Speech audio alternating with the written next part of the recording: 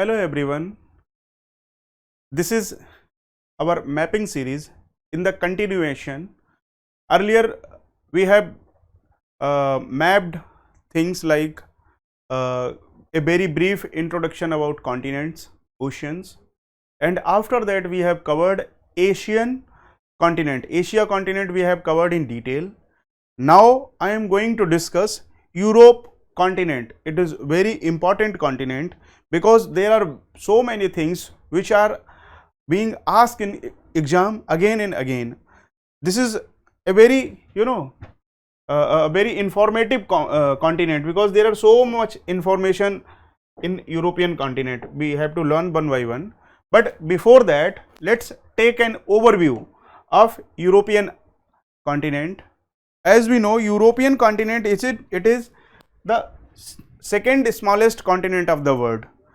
Before Australia, it is Australia is the smallest continent, and bigger than that, European continent. It is full of mountains, peaks, grasslands, and everything. And modernization, Renaissance, everything happened in this European continent. And you can see that in Europe and Asia both forms Eurasia, because part of Russia is inside Europe and eastern part comes under Asian continent. And this particular European continent is filled by Mediterranean Sea, Black Sea, Caspian Sea. There are major these seas are there, and in the western direction there is Atlantic Ocean, and in the eastern direction Ural Mountains. Ural Mountain forms boundary between Asia and Europe, and here are many islands like Iceland, Ireland, Great Britain. These kind of islands are there. Greenland is also there, which is always ice cover. Great ice caps they are available in Greenland. Britain, as we know, it is earlier it was a colonial power, and it was said that sun never set in Britain. Why? Because Britain was a superpower in the form of naval force. Its navy was so much strong, and in 17th century, 18th century, chase for this colonism happened, in which slave trade and all these things happened. And after that, these countries they exploited the resources of third world countries and become developed, industrialized. And as we know, in European countries we seen these kind of things like waterways. They utilize or harness canal water, water bodies. So many things are there. As we know, in Europe it is comes under temperate region, so climate is some kind temperate, and as far as religion and population is concerned, there exists Christianity. So much Christianity things are there. Christian religion major part of the Europe country, and because Rome, Italy, Britain, there are so many famous churches are there in Europe. Along with that, there are in these countries little bit development index also little bit high. There are so many mountains like Pyrenees mountain in Spain, Alps mountain in Switzerland, Ural mountain in eastern direction. So many peaks are there, very beautiful water bodies like fjord, Scandinavian mountain system, in which like Norway there are so many fjord. It was asked in UPSC 2002-3 what are fjord in mains GS1. There are many grassland also, so agricultural farms are there, and marketing gardens they are also developed in this European continent. Rhine river, wind energy, everything is there. So that's why European continent is very developed region of the world. And as we know, this Scandinavian countries they are having one of the best human development index number, and in the eastern western direction of European continent there is Mediterranean Sea, and it is connected by Strait of Gibraltar with Atlantic Ocean. Southern Germany, it is receiving rainfall in winter, and as we know, in European continent, it is receiving rain during winter. So let's start with European continent. Europe is the second smallest continent, as we know, situated in the best part of Asian continent. That's why meeting of Europe and Asia, it's called as Eurasia. Large part of it comes under temperate zone, stretches from 35° north to 85° north. That's why this entire region comes under very cold conditions. That's why so much ice and snowfall in European countries. Atlantic Ocean is in the west direction. If we see the physical geography of European continent, Europe is having so many regions like Scandinavian, Iberian, Italian, Balkan peninsulas. So that's why sometimes, like Africa, Africa is called as land of plateaus. Similarly, Europe is called as land of peninsulas, like Scandinavian, Iberian, Italian and Balkan. Why peninsula? Peninsula is something, a body which is having three boundaries as ocean and single body land. A land body which is surrounded by three water bodies is called as peninsula region, and in Europe there are so many peninsulas, and we know that there are multiple mountain systems in Europe, like Alps in Switzerland, Ural mountain in the eastern direction. You can see here Ural mountain, European plain is there, Pyrenees in Spain, and Scandinavian mountains in the western direction, and here Alps mountain are in the central position. And why these mountains are formed? Because this plate met with Eurasian plate met with Asian plate. That's why these mountain formed in the form of young fold mountains. Like Himalaya, these form also originated. They have their geological history. In this European island, there are major rivers like Danube, Rhine and Volga. Moving on, we see physiological division of Europe. Europe can be divided into various parts like western upland, north European plain, central upland or plateau, alpine mountain, islands of Europe, drain like this. First, let's see this western upland. Western upland majorly contains this Scandinavian countries, Finland, Iceland, Scotland, France, Spain, Portuguese, these kind of region. This is western uplands. Uplands means the height of this region is normally very high compared to other regions of the European continent. Origin कैसे क्या हुआ इनका? Origin जो है इनका basically पहले जो यहाँ पे प्लेट टेक्टोनिक्स की वजह से ओरिजिनेट हुए, और दूसरा इनकी जो जियोमॉर्फोलॉजी है, जो शेप इनकी चेंज हुई है, basically these region comes under cold climate, and cold climate, because of cold climate the region is receiving so much precipitation in the form of ice. So this region is having ice and snowfall continuously 7 to 8 months, and because of that glaciation happened in the geological past, and this glaciation, because of that glaciation, these lands are having so much imprints of glaciation in the form of like glacial lakes, glacial plains, glacial water bodies like fjord. This year, as I earlier discussed, that fjord was asked in UPSC 2023 mains GS1. So glacial topography is there, and because of this glacial, things are like these landforms are having imprints of glaciation. So what is fjords?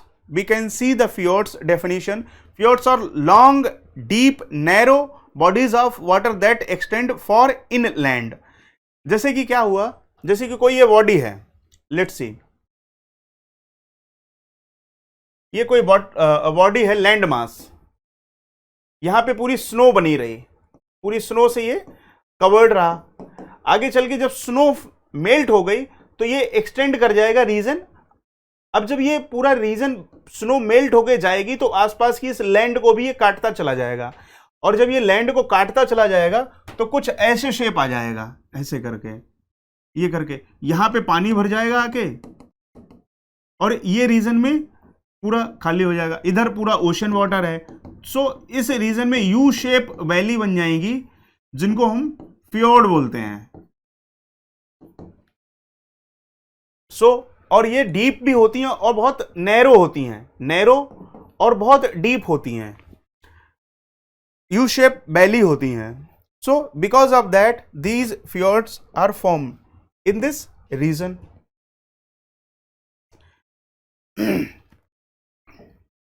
कुछ famous fjords में अगर हम देखें, generally ये Norway वाले reason में मिलते हैं, नॉर्वे के आसपास ये पूरा मिलते हैं, और यहाँ पे ढेर सारी फ्योर्ड्स जैसे कि लाइस फ्योर्ड, ग्रिगेंगर fjords etc, they are examples of these fjords. फिर हम नॉर्थ यूरोपियन प्लेन देखते हैं, ये वेस्टर्न हाईलैंड हो गया जाके, ये नॉर्थ यूरोपियन प्लेन हो गया जाके। नॉर्थ यूरोपियन प्लेन्स में क्या है कि ये थोड़ा सा कंपेरेटिवली कम हाइट वाला रीजन है, और यहाँ पे पूरा प्लेन डेवलप हुआ है। ईस्टर्न साइड में यूराल माउंटेन है, साउथ साइड में आल्प्स है, इधर साइड में नॉर्थ हाईलैंड है, और इसके बीच में ये यूरोपियन प्लेट बनता है जाके, यूरोपियन प्लेन बनता है। और this is very important region for cultivation of wheat and other crops. इस रीजन में जो है ढेर सारी रिवर्स अपना पानी लेके आती हैं, like Rhine, Elbe, Oder, Vistula, these kind of major rivers which are flooding this area, they are flowing in this area. और इसके साथ साथ नॉर्दर्न रीजन जो है it is heavily cultivated by crops. कुछ पोर्शन जो है सेंट्रल अपलैंड और प्लेट्यू रीजन है। ये जो सेंट्रल रीजन है यहाँ पे स्टीप वैलीज हैं, डिप्रेशंस हैं, and they are giving a unique topography to this reason. इस रीजन में जर्मनी है, चेक Republic, Slovakia, Austria, Switzerland, Hungary, ये सब आल्प्स माउंटेन के आसपास के रीजन है, जो थोड़ा सा ऊपर आई है, हाई है थोड़ा सा। ये नॉर्थ वेस्टर्न रीजन है, यहाँ पे हाईलैंड है, बीच में नॉर्दर्न प्लेन है, नीचे साइड में सदर्न में आल्प्स माउंटेन की वजह से ये रीजन थोड़ा सा ऊंचा हो गया, that's why it is called as plateau region और सेंट्रल अपलैंड। यहाँ पे थोड़ा सा, अब चूंकि माउंटेन है तो यहाँ पे टेराइन जो होगी, this would be rugged terrain. Alpine mountain system में ढेर सारे माउंटेन हैं, जैसे पायरीन है, इबेरियन है, एंटोनियन प्लेट है, तो ढेर सारी प्लेट्स की वजह से ये माउंटेन बने हैं जाके। ककस माउंटेन है, अल्बरोज माउंटेन है, आल्प्स माउंटेन है, पायरीन्स माउंटेन है। तो sometimes it may be asked in the question in the examination that which mountains are form due to this plate movement. African plate जो है Eurasian plate से टकराती है, तो because of that these mountains are formed. Alps mountain, Alborz, Caucasus mountain etc, they are developed due to that.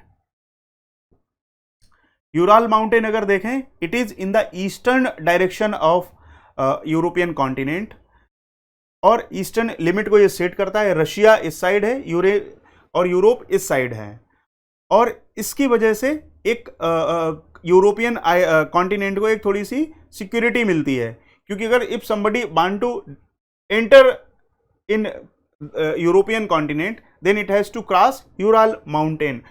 Because of that is separate culture etc developed in European country.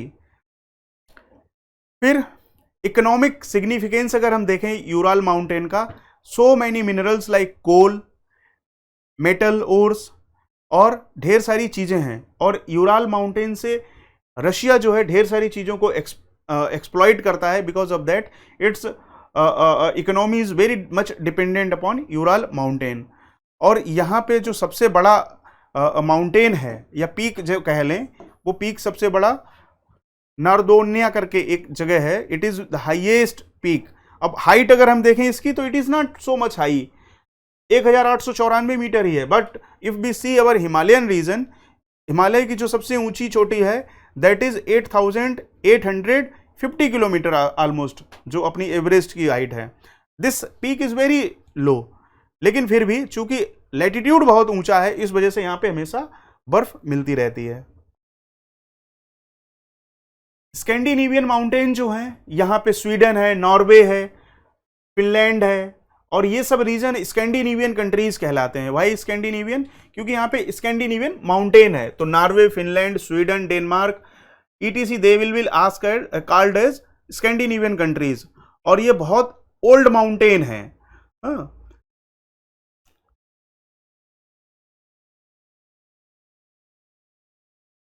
इनका formation जो है Scandinavian countries का, geological past में plate tectonics की वजह से क्या है कि पहले यूरोप वाली लैंड, और इधर साइड में बीच में अटलांटिक, और उधर साइड में वेस्टर्न पार्ट में नॉर्थ अमेरिका।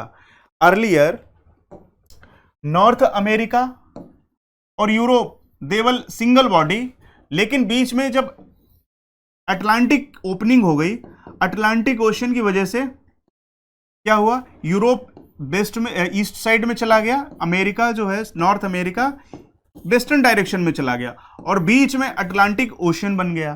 तो इधर साइड वाले स्कैंडिनेवियन कंट्रीज कहलाए, इस इधर वाले अप्लेशियन। यहां पे जैसे अगर हम देखें स्कैंडिनेवियन के पेयर में, दे आर अप्लेशियन माउंटेन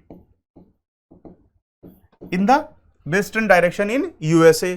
तो ये कैलिडोनियन अपलिफ्टिंग कभी कई बार हम बोलते हैं, तो Caledonian Hercynian and Caledonian uplifting that is nothing, Scandinavian mountain in Europe and Appalachian mountain in USA.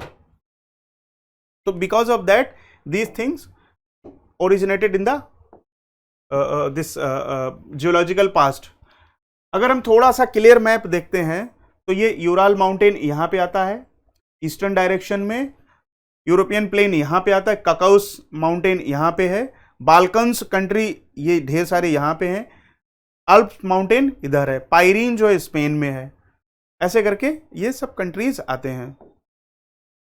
Drainage अगर हम पैटर्न देखें तो यहाँ पे छोटे छोटे सी ढेर सारे हैं, जैसे मेडिटेरेनियन सी है, उसमें ढेर सारी रिवर्स जाती हैं, कौन सी, रोहन, एब्रो, पो रिवर ऑफ इटली या आर्डियाट्रिक सी में, ब्लैक सी है उसमें दानुबे, डेनिपर एंड डोन, अटलांटिक ओशन ढेर सारी रिवर्स अटलांटिक ओशन में गिरती हैं जाके। फिर यहाँ पे बाल्टिक सी है, बाल्टिक सी थोड़ा सा नॉर्थ में है, ढेर सारी रिवर्स ये बाल्टिक सी में जाती है। और बाल्टिक सी के बारे में एक बात फेमस है, इसकी जो सैलिनिटी है it is very low compare to other part of the region. Why? Atlantic Ocean में जो है सैलिनिटी थोड़ी ज्यादा है compare to Baltic Ocean. Why? क्योंकि बाल्टिक ओशन में ढेर सारी रिवर्स जैसे एल्ब, ऑर्डर, बेस्तूला, बोल्गा, ये सब ढेर सारी रिवर्स जैसे हैं, either they are giving water to Baltic Sea, that's why its salinity becomes down. फिर ये इंग्लिश चैनल यहां पे पड़ता है ब्रिटेन के पास में। कंट्री जैसे हम देख सकते हैं ढेर सारे छोटे छोटे कंट्री हैं, इनको याद करना बहुत मुश्किल है। मेजर कंट्री याद रखते हैं, UK, Norway, Finland, Sweden, Germany, Poland, Ukraine, Croatia. Question कई बार हम लोगों से ये पूछा जाता है इस रीजन में कौन सा बॉर्डर किसके आसपास है, जैसे ब्लैक सी है, ब्लैक सी के आगे आसपास बुल्गारिया है, हाँ, रोमानिया है, और जॉर्जिया है, टर्की है, ऐसे करके ये रीजन जो है पूछे जाते हैं। सी ऑफ अजोब कहाँ पे है, तो आप ये बोल सकते हो कि सी ऑफ अजोब जो है ब्लैक सी के थोड़ा सा ऊपर है। ऐसे ही ये जो मेडिटेरेनियन सी है, इसमें एक नहीं 2 बार क्वेश्चन ये आ चुका है कि which country doesn't touch Mediterranean sea, तो सीरिया जैसे सीरिया भी टच करता है थोड़ा सा, केवल केवल एक कंट्री जो जॉर्डन है, it is not touching. Israel है, इजराइल भी टच करता है, लेबनान भी टच करता है। 2 बार यूपीएससी इस क्वेश्चन को पूछ चुका है कि कौन सा कंट्री जो है इसको टच नहीं करता मेडिटेरेनियन को, तो answer is Jordan.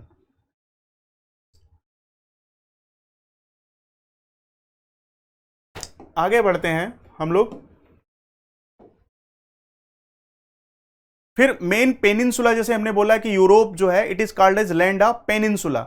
Northern Europe है, आइबेरियन पेनिनसुला, या यहाँ पे स्पेन है और पुर्तगाल है, इसको आइबेरियन रीजन बोलते हैं। इटालियन पेनिनसुला क्यों, इसमें इटली है, रोम है। बाल्कन पेनिनसुला सबसे कॉम्प्लेक्स है, यहाँ पे ढेर सारे कंट्री हैं। क्रीमियन पेनिनसुला, क्रीमिया में जो एक रशिया ने फोर्सफुली इसको ऑक्यूपाई कर लिया था, यूक्रेन की पहले टेरिटरी हुआ करती थी, it was annexed bye Russia. तो ऐसे करके ढेर सारी यहाँ पे पेनिनसुला पड़ती हैं। फिर आइलैंड बहुत ढेर सारे यूरोप में है, जैसे कि Scotland, England, northern Ireland, Republic of Ireland, ऐसे करके ढेर सारे आइलैंड्स पड़ते हैं यहाँ पे। आइसलैंड के बारे में कहते हैं कि it is some continuously it is under the snow cover. Island और जैसे सिसिली है, सार्डिनिया है, साइप्रस है, ये सब जो है ये सब मेडिटेरेनियन सी में पड़ते हैं जाके। तो ये आपको एक बार प्लीज देख लेना इनको। जैसे साइप्रस है, इसकी लोकेशन कहाँ है, सिसिली इसकी लोकेशन कहाँ है, अजोर्स जो है आइलैंड ये कहाँ पे है, मेडेरिया ये आइलैंड कहाँ पे है। तो ये रीजन बहुत ज़्यादा इंपॉर्टेंट पड़ जाता है। फरो आइलैंड्स कहाँ पे हैं, डेनमार्क बा इसके ऊपर है। Caspian Sea, Black Sea, Mediterranean Sea, Baltic Sea, North Sea, English Channel, Bay of Biscay, ये सब लोकेशन ऐसी हैं, दे आर वेरी इंपॉर्टेंट। और व्हाइट सी जिसको एक बार कई बार हम लोग बोलते हैं। गल्फ एंड वेज अगर हम देखें तो यहां पे ढेर सारी गल्फ भी मिलती है। गल्फ ऑफ बोथीनिया सबसे इंपॉर्टेंट है, कहां पे, बाल्टिक सी में जैसे ये पड़ती है जाके। ब्लैक सी में सी ऑफ अजोब है जो इसको कनेक्ट करता है, इट इज वेरी इंपॉर्टेंट। फिर बे ऑफ बिस्के, ये जो इंग्लिश चैनल के पास में है, बे ऑफ बिस्के बहुत है। Strait of Gibraltar, it is opening of Mediterranean Sea to Atlantic Ocean. Atlantic Ocean जो है अगर कनेक्ट करता है मेडिटेरेनियन से तो it is due to this Strait of Gibraltar.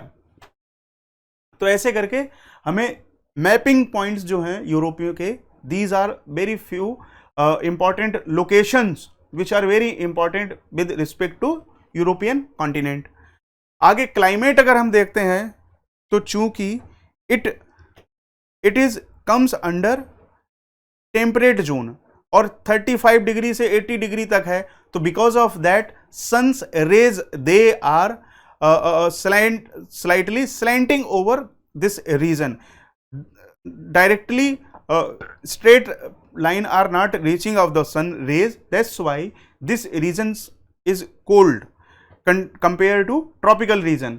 तो यहाँ पे टेम्परेट रीजन की वजह से it is almost cool in nature, cool in entire year, but during winter extreme winter is happening. और पोलर वॉर्टेक्स एक ऐसा फिनोमिना होता है जिसमें ठंडी एयर जब पोल पे गिरती है जाके, because of that cold condition shifted downwards. तो वेस्टर्लीज विंड्स यहाँ पे मिलती हैं, वेस्टर्लीज विंड्स मिलती हैं, और जो सेल बनता है यहाँ पे फेरल सेल और पोलर सेल एक्टिवेट होते हैं, और इस वजह से यहाँ पे हाई प्रेशर बेल्ट की वजह से वेस्टर्लीज विंड्स चलती हैं।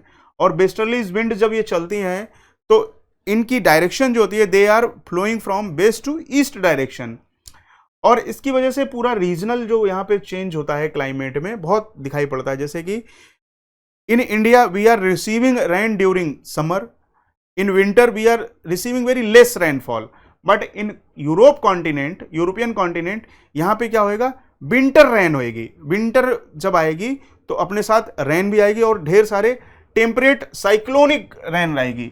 टेम्परेट साइक्लोन क्यों, साइक्लोन जितने बनते हैं either they are tropical cyclone और temperate cyclone. Cyclone means system of low pressure, और लो प्रेशर कैसे बन जाता है, क्योंकि यहां पे जैसे वेस्टर्लीज जो विंड होती हैं ऐसे करके आती हैं साउथ डायरेक्शन से, ऊपर से कोल्ड एयर मास आती है, तो cold air mass North Pole से, नॉर्थ पोल से। तो ये जब यहाँ पे आपस में आते हैं तो फ्रंट बनते हैं, यहाँ पे फ्रंट की बनने की वजह से यहाँ पे टेम्परेट साइक्लोन बनते हैं, और टेम्परेट साइक्लोन क्या होते हैं, विंटर में ज्यादा एग्रेसिव होते हैं। Because of that these cyclones develop during winter and they brings so much rain during winter. That's why this entire region receives rain during winter season.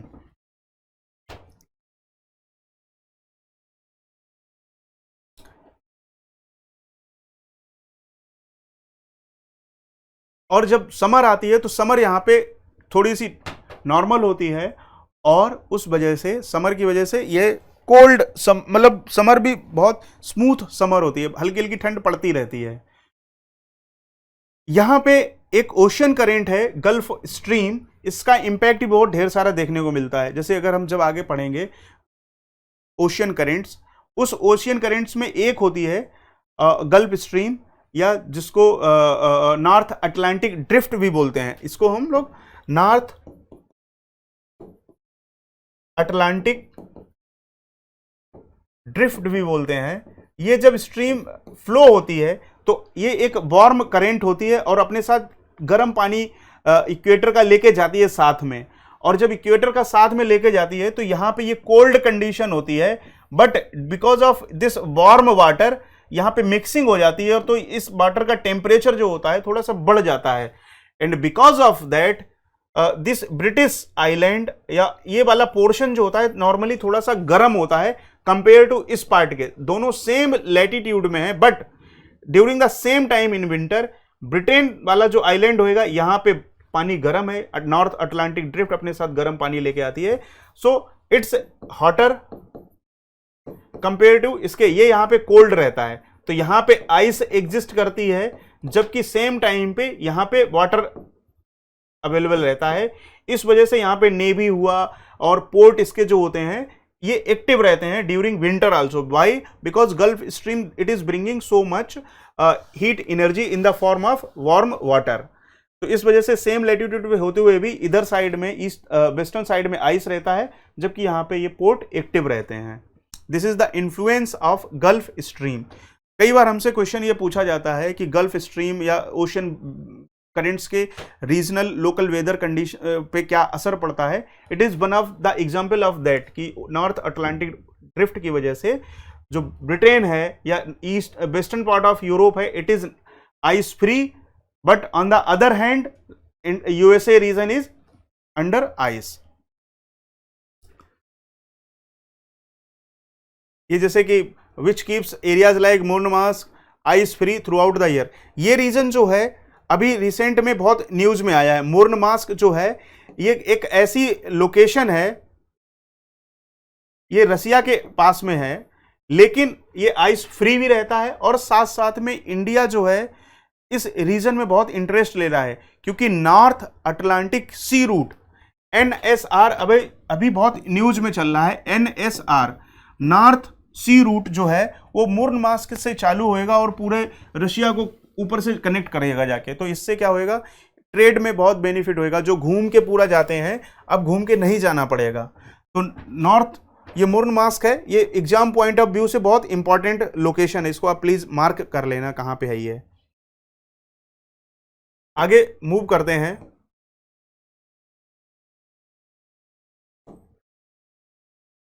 Climate जो है, कुछ कंट्रीज ऐसे हैं जो बिल्कुल ओशन के किनारे हैं, वहां पे मैरीटाइम क्लाइमेट मिलेगा, जैसे स्पेन है, नॉर्वे है, फ्रांस है। यहाँ पे आपको चूंकि ये ओशन के आसपास है तो यहाँ पे क्लाइमेट जो रहेगा वो ओशन का प्रभाव रहेगा, इस वजह से that's why they are having maritime climate. Central European climate जो है वो यहाँ पे बहुत कोल्ड कंडीशन एग्जिस्ट करेंगी ड्यूरिंग समर, ड्यूरिंग विंटर। और कुछ एरिया जो हैं जैसे कि यूक्रेन हो गया, बेलारूस हो गया, रशिया होगा, फिनलैंड हो गया, यहाँ पे हाईएस्ट कॉन्टिनेलिटी है, and because of that extreme situation exist. And this Russia में क्या है, माइनस में टेम्परेचर चला जाता है। जैसे रशिया में कुछ ऐसी लोकेशंस हैं जहाँ पे माइनस में 30-40 डिग्री टेम्परेचर रहता है ड्यूरिंग विंटर। वेजिटेशन अगर जोन की हम बात करते हैं, वेजिटेशन जोन जो है यूरोप में ऊपर वाला रीजन जो है it is comes under tundra zone. Tundra मतलब यहाँ पे बहुत कम वेजिटेशन रहता है, और vegetation in the form of lichens, mosses, इस टाइप से रहता है। नॉर्वे, आल्प माउंटेन जो है, अगर हाइट पे थोड़ा सा हम चले जाएं तो वहां पे हाइट पे भी, और अगर रीजन की हम बात करें तो नॉर्वे और 80 डिग्री ऊपर वाले रीजन में हमेशा टुंड्रा टाइप का पड़ता है। ग्रीनलैंड और ये ग्लेशियर्स वगैरह अगर हम देखें तो परमानेंट, ग्रीनलैंड जैसे है वो परमानेंट आइस में रहता है, तो वहां पे कोई वेजिटेशन नहीं रहता है। फिर कुछ रीजन अगर हम नीचे आ जाएं तो वहां पे हमें टैगा फॉरेस्ट मिलते हैं। टैगा फॉरेस्ट में जैसे, जिनको हम बोरियल फॉरेस्ट भी नॉर्थ में बोलते हैं, यहां पे कोनिफर्स ट्री होते हैं। Conifers tree like willow, birch, etc. और रशिया और स्वीडन मेजर ऐसे रीजन है जहां पे ये मिलते हैं। एक साइड में ये कनेक्ट रहते हैं टुंड्रा फॉरेस्ट से, और नीचे ग्रासलैंड से ये कनेक्ट रहते हैं। फिर कुछ रीजन ऐसे हैं जो मिक्स्ड फॉरेस्ट रहते हैं, जैसे कि जहां पे मिक्स टेम्परेचर रहता है, जैसे ब्रिटेन हो गया, आयरलैंड हो गया, सेंट्रल रशिया हो गया। इस रीजन में क्या है, ग्रासलैंड भी आपको मिलेगा और साथ साथ में छिटपुट ट्रीज भी मिलते रहते हैं। फिर साथ में आ जाता है मेडिटेरेनियन वाला वेजिटेशन। ये वाला रीजन क्या है, यहाँ पे मेडिटेरेनियन की वजह से ढेर सारा रीजन जो है मेडिटेरेनियन वेजिटेशन में आता है। और मेडिटेरेनियन वेजिटेशन की एक खास बात है, यहाँ पे दो टाइप का कल्टीवेशन होता है। कुछ तो व्हीट कल्टीवेशन होता है, और गार्डनिंग जो है, सिट्रस क्रॉप्स जितनी हैं ढेर सारी यहाँ पे उगाई जाती हैं। ट्री कौन कौन से इंपॉर्टेंट है, जैसे यहाँ पे ये ओक, ओलिव्स, फिग्स, ये ऐसे करके ट्री रहते हैं जो बहुत इंपॉर्टेंट हैं इस रीजन में। और इनको कई बार मैक्यूस भी बोलते हैं, क्योंकि मेडिटेरेनियन के क्लाइमेट की वजह से यहाँ पे जो रीजन है वो मैक्यूस भी कहलाता है। वेजिटेशन जो होता है वो उसकी थोड़ी सी हाइट कम रहती है, स्क्रब वेजिटेशन रहता है, इसलिए इसको मैक्यूस नाम भी दिया जाता है।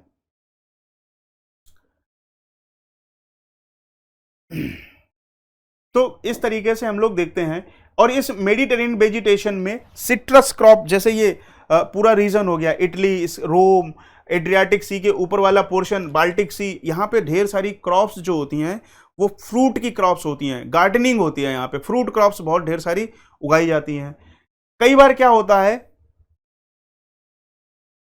जैसे ये मेडिटेरेनियन ओशन है, कई बार सहारा डेजर्ट से कुछ जो लैंड है, सहारा डेजर्ट ये है, यहाँ से गर्म गर्म हवाएं हैं, ये क्रॉस करके जब मेडिटेरेनियन सी को क्रॉस करती हैं और इस रीजन में आ जाती हैं, तो उससे क्या होएगा कि अपने साथ में ढेर सारा वो मॉइस्चर भी ले आती हैं, और सहारा डेजर्ट से रेड कलर की सैंड भी ले आती हैं।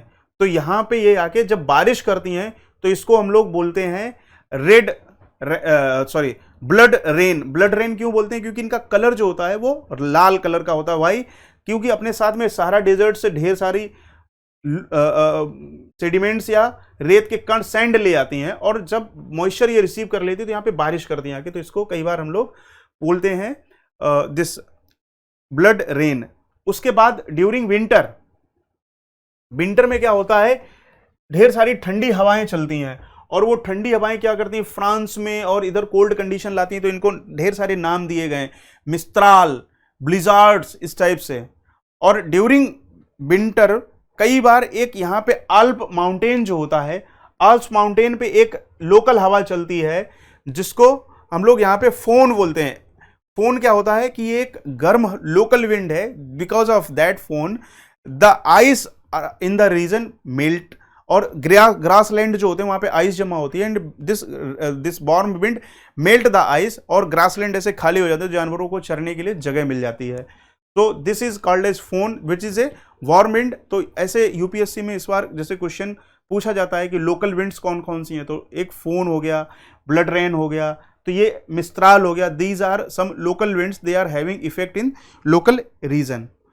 तो ऐसे करके ये वेजिटेशन है यहाँ के, टुंड्रा, टैगा, ग्रासलैंड भी हैं, और लार्ज एरिया जैसे यूक्रेन है, यहाँ पे एक टैगा रीजन जो नीचे है, यहाँ पे एक सॉइल पाई जाती है जिसको बोलते हैं चरनोजम soil.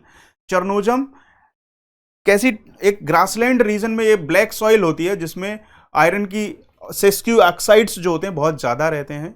Because of that this soil is very very fertile, और इस फर्टाइल लैंड में ढेर सारा व्हीट कल्टीवेशन होता है। तो यूक्रेन और जो आसपास का रीजन हो गया, it is number very high yielding varieties of wheat are cultivated in this region, so ये व्हीट प्रोड्यूसिंग एरिया है।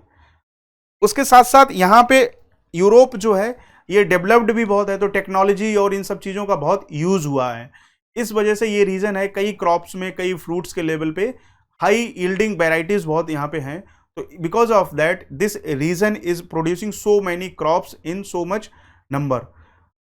Because of that European countries में क्या है कि एजुकेशन लेवल और वो सब चीज़ें पहले से चालू हुई, so it becomes developed also. और आपस में उनके क्रिश्चियनिटी एक रिलीजन है तो वो भी बांधता है, तो because of that this region is very united. तो साथ साथ में अभी भी जैसे हम देखते हैं यूरोपियन, जैसे अगर दूसरे वर्ल्ड के रीजन में हम देखें जाके they our country, they are involved in themselves only, but in Europe there is a union called as European Union. Why? So much things they are sharing in them as a common things, that's why they formed a union named as European Union.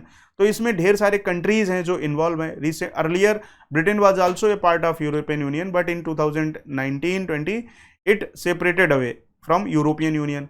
European Union की अपनी एक local अपनी एक उनकी currency है, that is named as euro, और इनकी अपनी हर कंट्री में डेमोक्रेसी है, अपना वहाँ पे सिस्टम है, पार्लियामेंट है, लेकिन साथ साथ में एक ये शेयर करते हैं यूरोपियन यूनियन के पार्लियामेंट को भी। मिनरल्स जो हैं, ढेर सारे मिनरल्स पाए जाते हैं, कोल है, आयरन है, जैसे जर्मनी है, जर्मनी में आयरन की बहुत मात्रा है। प्रूशिया रीजन ऐसा है जहाँ पे कोल भी है, आयरन भी है। ब्रिटेन है, ब्रिटेन में भी कोल है, आयरन है। Because of that these regions utilized industrialization in their early age and become after industrialization they become developed. और साथ साथ में यही कंट्री ऐसे थे यूरोपियन कंट्रीज जैसे पुर्तगाल, स्पेन, ब्रिटेन, डच या डेनमार्क, और ऐसे कंट्री ऐसे थे बेल्जियम। तो इन कंट्रीज ने जाके दूसरे कंट्रीज को अपने उनके रिसोर्सेज यूटिलाइज करने के लिए कॉलोनीज बनाई, और because of that colonies this imperialism या कॉलोनिज्म स्टार्टेड। स्लेव ट्रेड जो है यहीं से चालू हुआ कि ब्रिटेन के या ये यूरोपियन व्यापारी जो हुआ करते थे, they are buying goods from other region and selling region, और वहाँ से कहीं से वो जैसे 3-वे ट्रेड उन्होंने बनाया, क्या कि इंडिया जैसे रीजन से, ईस्ट रीजन से वो मसाले खरीदते थे, यूरोप में बेचते थे जाके, यूरोप से पैसा लेते थे, अफ्रीका में जाते थे, अफ्रीका से वो दास खरीदते थे, स्लेव खरीदते थे, और उनको कॉलोनीज में बसा देते थे जाके। तो ऐसे करके ये 3-वे ट्रेड बना जाके। तो ढेर सारी यूरोप में इन्होंने कॉलोनिज्म भी करा। आज के टाइम पे ये कंट्रीज जो हैं they are very developed countries.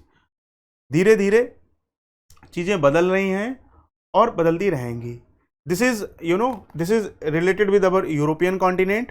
Next, I will cover other continent and oceans. I hope you got all the points. Please go through this video again and again and write down notes also from this PPT. Thank you very much.